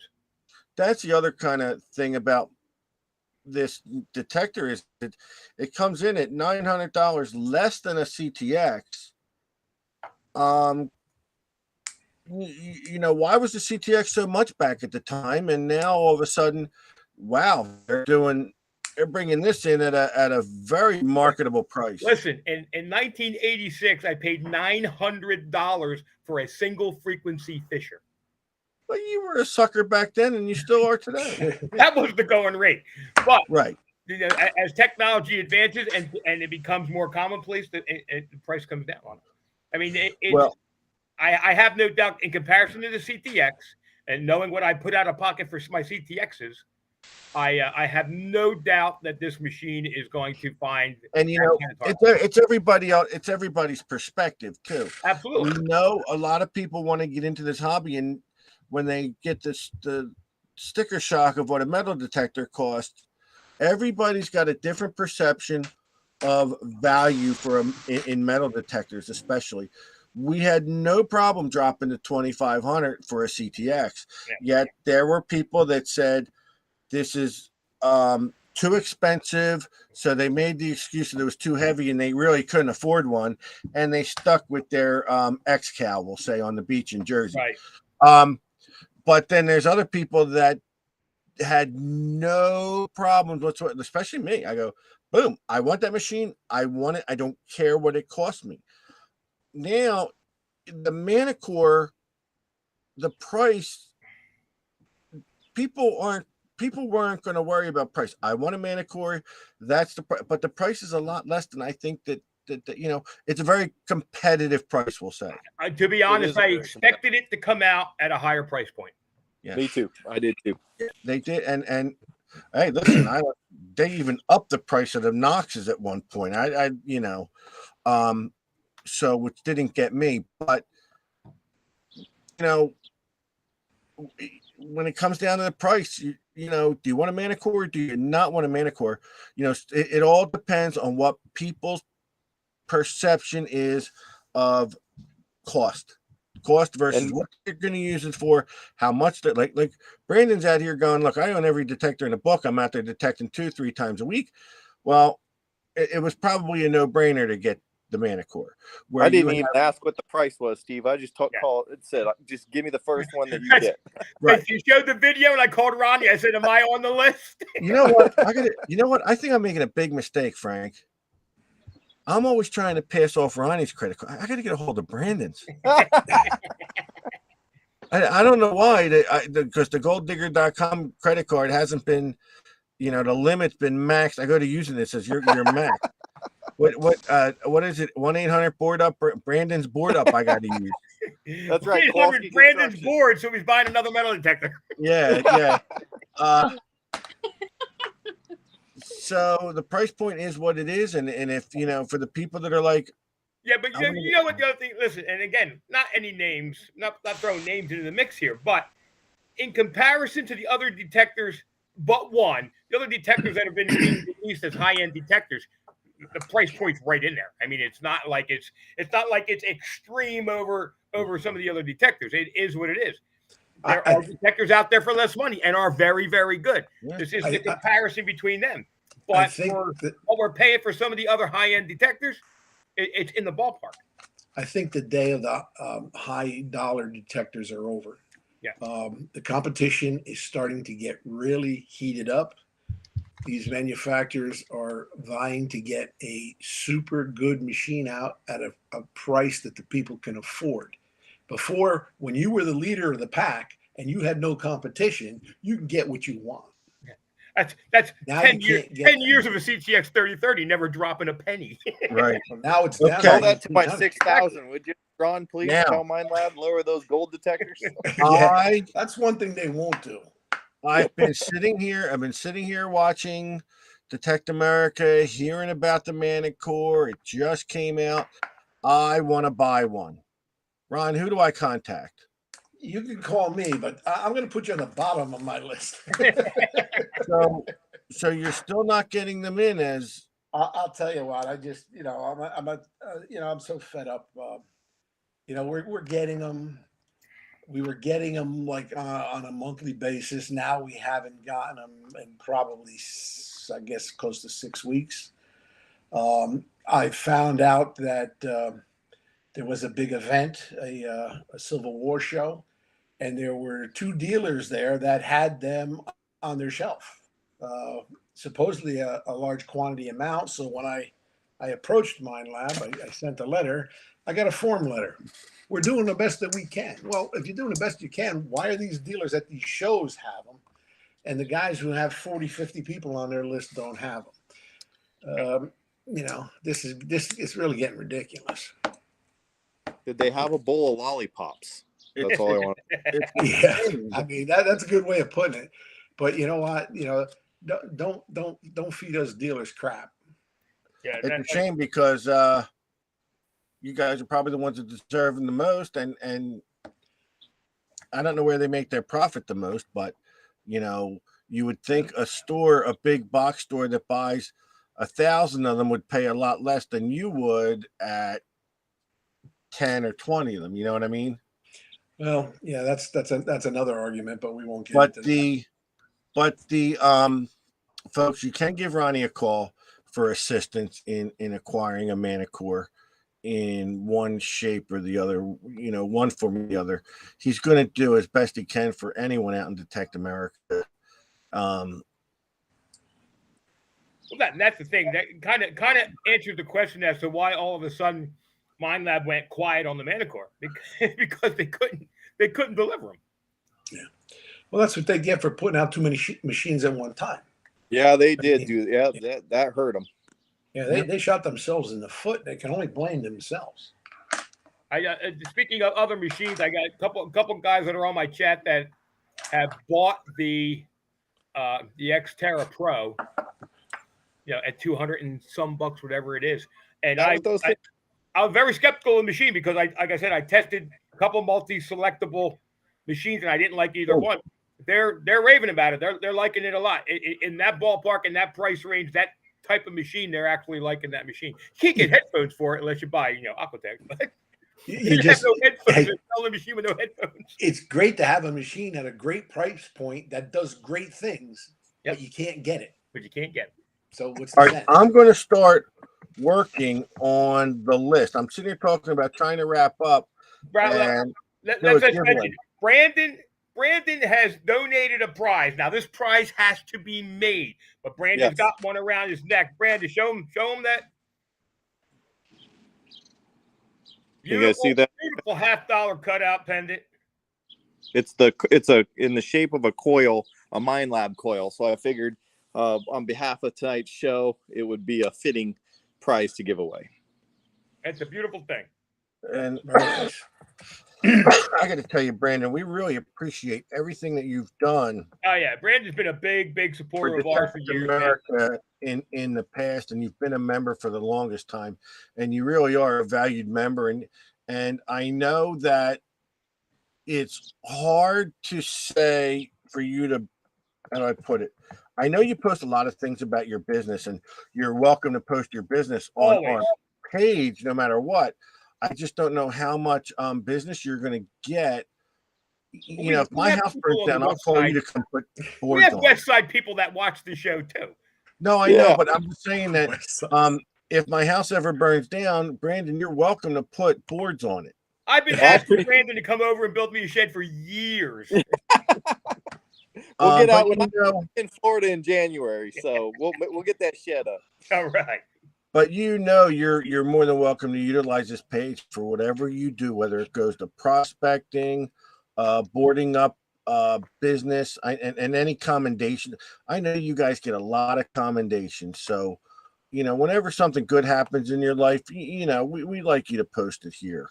I appreciate that. You guys, I think kicked off a whole world of these other channels that followed in your footsteps. When DA first started, you know, I was amazed at the camaraderie, the people. You guys have the best people on the forum page, like bar none. Everybody's willing to help. The networking is amazing. You know, I could go to South Carolina and look up what DA members there, and I guarantee you they'd be somebody that would want to help. You know, like that's just the best part of it. That, you know, the people that we have on the page are they're just top notch. Yep. Yeah, but and Ron, you do much for DA, honestly. Anytime I've ever called you and asked for help, just you're right there always. Like I got Piper, little Piper's metal detector arrived in less than a week. That's awesome. It's awesome to see them out there digging with you too. Now, the thing is, Brandon, do you believe I've stuck with this guy for all these years? How bad I want to get out of this show, and all he does is yell at me like it's like the mafia. It's like the Cosa Nostra. I can't get out of this. You can't give up this paycheck, brother. Every time I try to quit this show, I get yelled at. But I want to thank Brandon again, because Brandon actually had more hours on this machine before I ever got it. So bouncing off of him was awesome. I mean, we talked a million times. Bouncing off of him was awesome in kind of setting the trajectory for how we're going to do this with you. I think he taught you a lot more than you could have figured it out on your own, because you kept telling me, Brandon knows what he's doing. Brandon sent me this. Brandon. But that's okay. It's not all about you being the one to know the answer. Exactly. We know it's about finding the answer. That's the it's thing. about finding the answer. Right. And Absolutely. You know. I always felt bad calling Frank because of the time change. You know, I'd be at the park and be like, Frank, how's this work? Or what setting do I go at into? 3 o'clock in the morning. What about that? So what, are you 2 I'm hours sorry. behind? What time is it there now? Is it 7 o'clock? 6:30 here. Yep. 6:30. What time did he hours. ring your phone, Steve? Huh? What time did he accidentally butt dial you? Oh, Jesus. Oh yeah, I called Steve in the middle of the night. Dude, I didn't even remember answering the phone. I was so out of it. It didn't matter. You didn't wake me up, believe me. Oh, I felt horrible. Nah, don't worry. It happened. It ain't no big deal. But I want to know, could we ever decide to go to Arizona and go nugget hunting? Yeah, you guys come in the wintertime because you don't want to do it in the summer. I will take you to a wash and put you guys in some gold. I think I could do that. Ronnie? Oh, absolutely. I've been out to Arizona. I've hunted. We won't take Frank either. We'll go without him. Ron, yes. We'll go without Frank. We won't take him. That's fine with me. Just let me know. I mean, we'll have a better time, right? A better time. Frank, now wait, hold on. If we go out there, you're not going to stand out in the desert and argue with Brandon that he didn't bring us to the right desert, are you? You didn't bring us to the right desert. I'll tell you a story. If Brandon says, "Oh, I got the spot," I'm thinking gold. And then we get there, he goes, "Oh yeah, we're going to dig this spot in my backyard." Yeah, I might say something to Brandon about it. I'm not going to any names, but you know, Flagler Beach was looking pretty good till I got there. I can see you being out in the desert. You took me to the wrong desert. Brandon, what would you say? Be like, why is this a Home Depot parking lot? Yeah. What would you say if you were going to this beach, you had plans on going to this beach, and the guy said, "Oh no, it's closed." Brandon, he's one of a kind, man. He really is. He really is one of a kind. All right, we got to work on these giveaways. Ronnie, we'll give away the pendant last. And Ronnie, do we have anything to give away first? Well, thanks to Keith Pedersen. Keith. Oh. Yes. We got a hat we're gonna give away. I got some hats in. And, I can reach into the bag of tricks. Now, who is Keith Pedersen? Is he like your go-to clothing guy? Yeah, Keith. Okay. He I'm trying. He's on the Jersey Shore pages a lot. Yeah. You know, he Oh, definitely, that's why I don't see him. he's also. You stop. That's an inside joke, Brandon. Don't worry about it. It's Got not- nothing it's to not- do with Keith Pedersen. I don't see him on there anymore either. Let's put it that way. Well, That page is all. He's been having some medical issues. So He's a good guy. Keith Pedersen's a good guy, but Is that the guy? Did he do our shirts for FH7? no, that was someone else. But yeah, no, he's he's from- done he's a from lot a of my page- stuff. He does all my shirts. He does all my hats. yeah, He does great work. Very He's the guy that small does the page. hobo nickels. You know the hobo. Oh nickels? yeah. That's key. and we have 10,000 members as compared to the other page. It has 2,000 maybe. You guys need to do another DA shirt run, guys. I am actually looking into it right now. Oh, okay, good. I actually had ordered some stuff for I mean, how much they FH9, cost? and I got 2 free T-shirts out of the deal. So when they come, I'm going to see what they look like. Okay, so we'll figure out what we're giving away, folks. I know you stuck in there for an hour and a half. My God, and I appreciate it, but the topic was a good one. Listen, I have never seen a metal detector come out that had this much hype and animosity and people wanting And to the kill best part, me. the best part about it was, folks, you didn't have to listen to just Frank go on and on and on. We had Brandon in as a buffer. I didn't even need my oxygen. I was all prepared. Bottom line. All right, Ronnie, what do you got? All right, here's what we're going to do. We're going to keep it small time. We got the hat. I'm going to give away this Liberty Standing Quarter. Oh, I love them. Now, this thing Or the here, standing Liberty quarter for those of us in the this is USA. a solid XF, if not better. This is a Okay. super, super clean coin. So you can see what's on it. All right, we're going to give away the hat first. I'm going to go ahead and choose a name for the hat. Detect America rules apply. You will have 1 minute to answer up. If you don't answer up within that minute, then you're disqualified. Your name has to be seen by Frank, Ron, or me. And the first person to win opportunity at the hat is Brandon. No, not Brandon. Brandy. Mr. Oh yeah. That's okay. Yeah. Mr. Brandy. Ted Baker. Oh my God. Major Love is off the hook tonight. Ted Baker, you have 1 minute to. Off the hook or off his meds? What is it? He's off the hook every night. He's been going crazy the whole show, man. Don went, say goodbye to everybody because you're out of here soon. Ted Baker. He's like my most wanted. Me and Don Wendt are working on a gift to send you, Steve. Oh my God. I just have to have the right time. Some of the things I read about me tonight in this chat, I cannot repeat.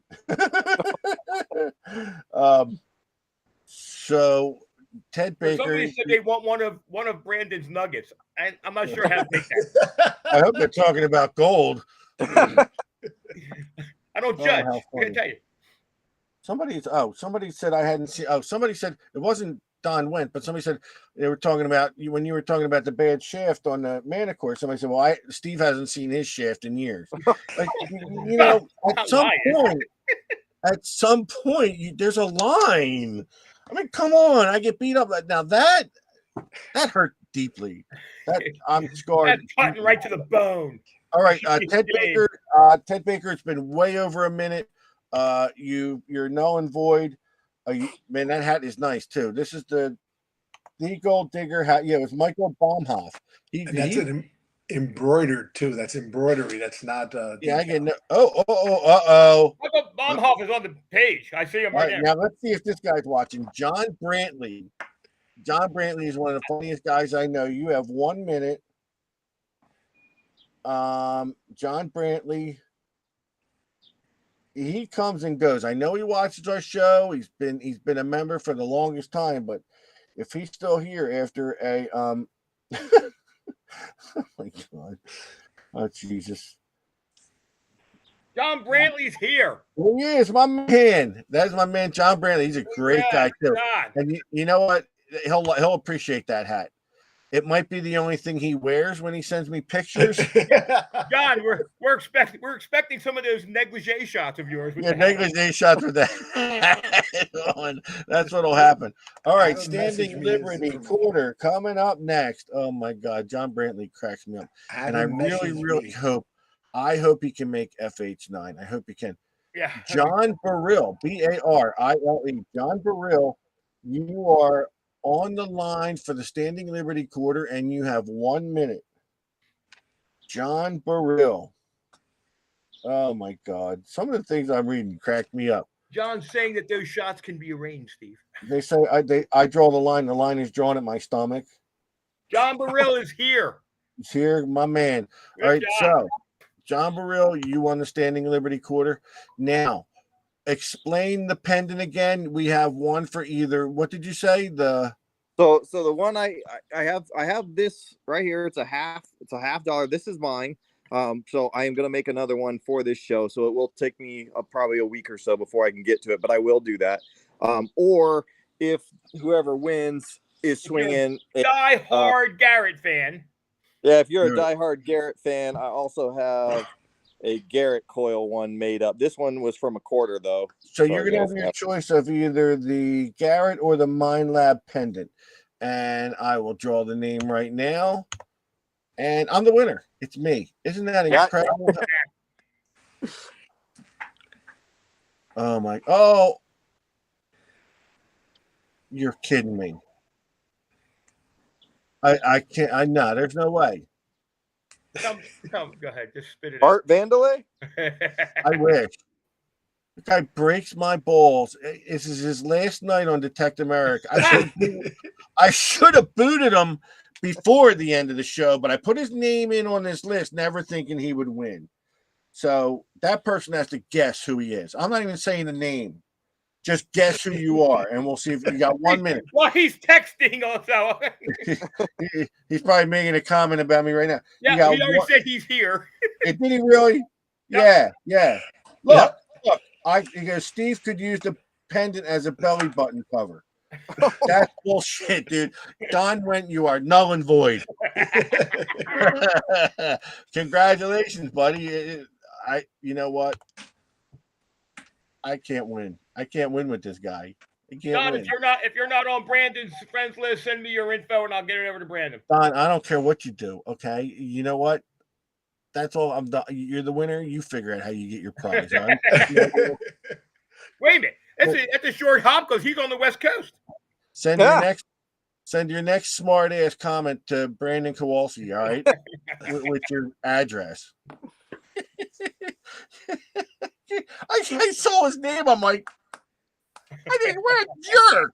Oh my God, I'm gonna give this prize to this jerk. It says nothing but crap about me. All right, listen, we're gonna wrap it up. 9:38. Brandon, you are awesome. Thank you guys for having me. You were very. It was great. I'm glad you came on, buddy. Very instrumental in tonight. I'm sure we're going to talk about the Manicure again, and you actually may be asked to come back again for another round of Let's Talk Manicure because we haven't told Steve that you're his replacement. That's okay. Don't worry. Oh, bye! I'm out of here. Look, dude, see ya. Get me out of here, man. Welcome to your new. I can never get out of this position, Brandon. You thought it was bad when you got in the back of that white van. When you got in the Pinto van, you thought that was bad. You tried doing this show. Van have no windows. You tried doing this show for 9 years with him. I'll jump in the van right now. Thanks again, buddy. You're the greatest, and we really appreciate you. You're welcome, guys. Have a wonderful evening. Thanks. All right, good night, buddy. Good night. And as for you, Mr. Ron DeGhetto, all right. Got new shirts, new hats. I'm loving it, man. You're all styling. Yeah, we're moving right along here. Just remind the guys to give me their contact information. This way I don't have to look it all up. So I got their names. So you want a coin from Ron? You want a prize from Ronnie tonight? PM Ronnie at the Gold Digger. John Baril, PM me, and then John Brantley. I think he won the hat. Yeah. So send me a PM. So there we go. Okay, John already sent it to me, so that's great. So did you get one of the shovels like I asked to have on the show? I got it right here, man. Don't go nowhere. I told this guy got 1,000 shovels in his stock today. I said, well, why don't you have one for the show? Okay. Just like Frank, off he goes. He goes, boop, boop, off he goes. Okay. Just to give you a little idea, some of the major distributors in the country carry the Les shovels, but they only carried like one model, two different models. We have the full line of Samson shovels. We have all 336s and all 331s with single serration, double serration, or no serration. So we're fully stocked. Oh, I may have to get one of those. I used to cut all my shovels down nice and short, Ron, but now, something happened. I don't know what happened over the years. I need a longer shovel. You got a growth spurt? I got much taller, I think. Yeah, well, anyway, they come in 36-inch lengths. They come in 31-inch lengths. Again, some have single serration, some have double, and we have both. Most of the distributors only have one blade style. We have 3 blade styles in 3 different sizes. And just so people that I'm like not necessarily partial to one and any particular company, but the Les I use has been the Les I started with. I still have them. Yeah. What was I gonna say? I sent mine out to you, Frank? You got mine now for me. Yeah, Ronnie mailed it out. Remember? Yeah. Shut up. Shut up. Ronnie. What? I don't think the prices really went up high on these. What's the price? They went up a little bit. The price of steel did go up. This one here is like $69.50, but this is it's going to last you a lifetime. You're not going to break this. That's thing. not. Yeah, but that's not. I paid more than that. Yeah, I paid more than that. I paid more than that for my Piranha, and you know what? That was a different deal. You know what? I think I paid more money for that MX90, whatever, the Tim and KG shovel. I know I paid for the name on that one. They're getting royalties on that crap. I actually like that shovel. I don't. There's one in my truck. I don't know where it came from, but I like it. I like That's it, but I don't like mine. paying them. It is. I don't like paying them That's royalties. what I don't like paying them royalties. Them guys. You know what? Send me one of them cheaper shovels, and I'm throwing theirs away. That's no, so good. And then listen, guys. I don't even know why I'm going to say this, but the Ugly Box. If you want one, call Ronnie. We don't even have to advertise the Ugly Box. Those things are flying off the shelves. The Aquatex, listen, it should be Aquatex should be Steve told you so. Because I don't get it. Listen, I just want to thank the guys who are getting them. No, what about me? Hold on. I know, but I know you talked well about them. Nobody listened. I was the first one to ever get them. I said, these are great, but no one wanted to listen to me. Now, all of a sudden, some little guy from East Jabip, North Oregon. Don't talk about Mark Hoover like that. Not Mark Hoover. In a little itty bitty town in Oregon goes, oh, I got the Aquatex. They're awesome. And the whole internet lights the hell up. The whole internet lights Mark Hoover was nice enough to have his couple pair on display. I'm not talking. Mark Hoover's a great guy. In Texas at the Garrett Hunt. And people should listen to Mark Hoover. So. People should listen to Mark Hoover before they listen to me. I'll go with that. So, but listen. By the way, Ron. Yes. You really screwed up again. That coin was supposed to go to Joni Kwiatkowski. I understand it was mailed to Matt. I bet you she got it. No. I was told that it was mailed to him, and he's holding out on her. That was Detective America fans. That was Joni's coin. Matt Kwiatkowski's holding out and won't give it to his wife. That's all I'm saying about that. That's all. I'm done. Matt Kwiatkowski has been screaming great things about the Aquatex as well. And that's the coin's his. Coin's his ass. And we will be at the Florida Hunt 9. Yes, I will have a table where you can get your Aquatex. And I will have pairs hooked up that you can throw them on your head and listen to them. And we will have Aquatex there. We will have Ugly Boxes there, providing I stop sending them to Ronnie. And you watch Joni will have to bring Matt to Florida Hunt 9. but it'll be good to see. I love seeing. They're great. They're just the nicest people. They're awesome. Love them. But yeah, no, FH9 is going to be stacked. Yeah, with- I can't wait. I can't wait to get out of this cold weather and get over to Gainesville. And again, I just want to mention anybody in our area up here, April 29th and 30th, the ECR DA hunt That deal. of Red Deal, New Jersey. Andy Savage is going to be there, and he's going to be talking about metal detectors. So if you have questions, make sure you stop by, say hello to Andy. And remind me, I'm coming up there. And ask him where all that stuff he was supposed to send me about Florida research went. I have all his stuff when he left New Jersey. I hope it's not sitting on my deck in New Jersey. Could be. Someone else listening. All right, Ronnie, say goodnight, buddy. It's 9:45. I don't believe this. Yeah. We went on. We went on a bit. And we still got people watching us. It's that damn Brandon Kowalski. I couldn't get him to shut up. All right, everybody. Have a great night. We had a great Good night, show. buddy. We'll talk to you later. All right. You feel better? Much better, much better, much better. You got it out like, hey, America. That's right. I'm tired. I'm sorry. I'll defend any company who is wrong. There are people talking crap on. I don't care if you like the company or don't like the company. If bad information's out there, then we're going to tell you about it. You know, it is a shame.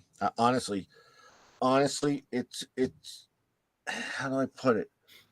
The product is so good. And that's what I'm going to say. I mean, you know, it's just, I mean, it is. It's a great product. Now get it to the people. You got to promise it to the people, and you got to get it to them. And that is a little bit of a slap in the face. I get it. And maybe get it to the big right way. Reveal, and the thing is, like, the bulk dealers are getting them. I got news for you. You know, people are buying them at the bulk dealers, and then they're getting their information from guys like Ronnie, guys from Chuck Smalley. These are the guys that need to be taken care of because they're the guys that are working the crowds about your product. I know. And I don't know what I don't know what to say. I mean, but you know, and then luckily, I'm the kind of guy that when I buy their product, I don't need from them very much. I got you. You know? Well, that's the thing, and that's the thing. We take the time to learn the product, and we're very open about telling people about it and helping people if they need help with it. But then you got guys like Ronnie who supply them, you know, not through us, but part of our show, and these guys can't get them. And Ronnie sells a lot of product. But what about the guy in the little town USA who buys one and doesn't have as many resources or and they want to learn, they can't learn it themselves, and they're the ones that get frustrated and get rid of them, and that's not good. That's the thing, guys. If you're thinking about this machine, or if you have this machine, give it time. That's what I got to tell you. I mean, there are certain machines out there, CTX, the White's VLF or V3i, the White's V3i, the Deuses. Yep. These are machines that take some time to learn. Well, even the Legend, guys. You know, the Legend is a great price.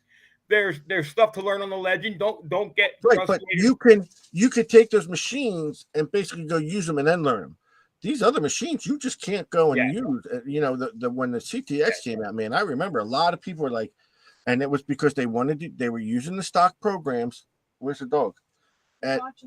Well, he better get his ass down here. They were getting the CTX and getting frustrated with not being able to use it. Yeah, that's the thing, guys. They got to learn to take the time. You're just starting off, and it's your one machine. The frustration will be there. Take your time. Listen to guys that are putting out good information, and you'll get the hang of it, and you'll be happy you did.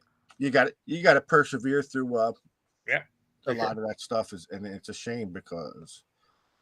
And then once you get it, oh man, it's like night and day, dude. It's like, you know, the toughest thing is getting a new machine that doesn't sync up with what you're used to. It's relearning all the basic crap, the numbers and stuff. But once that's under your belt, that makes it so much easier to start tweaking your machine. And I don't know about the Manicoiler after what you told me, but I mean, I was impressed learning the Deus because there wasn't. Oh, that was the other thing I wanted. You know what? I didn't even get into this about the Manicore. I mean, are you able to change the tones and breaks like every other? Yeah, Okay, it's a very enhanced audio system now. And again, not to blow smoke up my own rear end with the Aquatex, but the Aquatex give a better separation anyway, and their new sound system really gives you tremendous separation and tone. What I learned about the Deus was, and it was from watching those videos, was I knew about the brakes. Okay, I know where the brakes are, but matching the tones up with the brakes from low to high, I now know that whatever 40 megahertz tone is lower and the 800 megahertz tone is higher, or I don't know how it goes, but I actually learned and was able to set up the tones on it. So I could maybe do that on the next machine I had too. You know, I think the Deus really let me realize that I knew more than I thought. Maybe, you know, when it came to, yeah, I don't know. Possible, I guess. I never knew what I was talking about from day one, and I don't know what the hell I'm talking about to day two. But I'm going to bed. I have to take a meeting. It's been waiting for me for about 20 minutes now. Well, I know you weren't getting up off that seat at all tonight, man. No matter how much that pressure was, you weren't getting. That pressure could have built up like Hoover Dam. You weren't leaving. You had to get every word that you had to say tonight. It was important. Now I can relax. Now I can relax and just go swing the detector. And as soon as I sign off this page, I'm blocking done. Went. Some of the stuff I was reading, dude, I look over and I see some of the stuff. Like, I can't believe this. All right, guys. Good night, everyone. Thanks again, Brandon. You're the greatest, man. Guys, we'll see you next time. All right, man. Say.